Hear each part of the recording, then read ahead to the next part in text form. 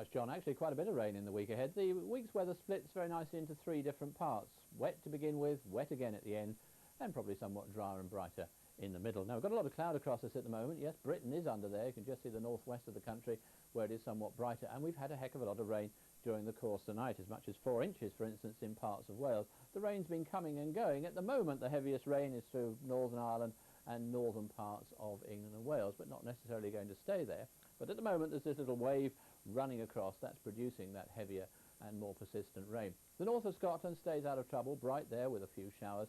Then this heavy rain from Northern Ireland spreading across into southern parts of Scotland in the very near future, and then eventually later on this afternoon moving away again, allowing those brighter conditions with showers to follow from the north. But for the bulk of England and Wales, staying dull, damp, drizzly, some heavier bursts of rain in the west as well, and fairly windy with it, but even so, a warm afternoon, a balmy afternoon, up to 20 degrees in places if you're lucky enough to have just a little bit of brightness.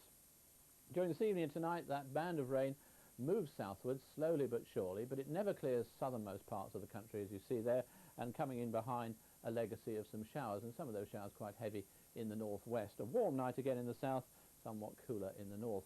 Another little wave running along southern counties tomorrow to delay the clearance of that rain, so it's going to be around until quite late in the day, but for most of the country, a bright picture, some sunshine, windy too, cooler and fresher with showers. Little weather front slipping by may enhance the showers somewhat on Tuesday, but by that time that weather front will be out the way. So it's a showery picture for everybody really, but most of the showers in the west and north, not very many coming through to eastern areas. Quieter conditions, as I said, around the middle of the week, a ridge of high pressure giving a touch of frost in some parts to start the day on Wednesday. And then for most of the country it'll be dry and bright, but later on in Scotland and Northern Ireland there will be some rain moving in from the west.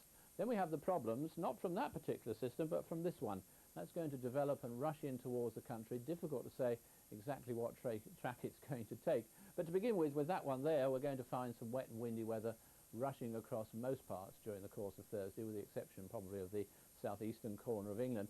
And then as that new area of low pressure develops, deepens and moves across the country, it is going to give us all a spell of very wet and very windy weather for a while Thursday, first part of Friday, then brightening up again from the north.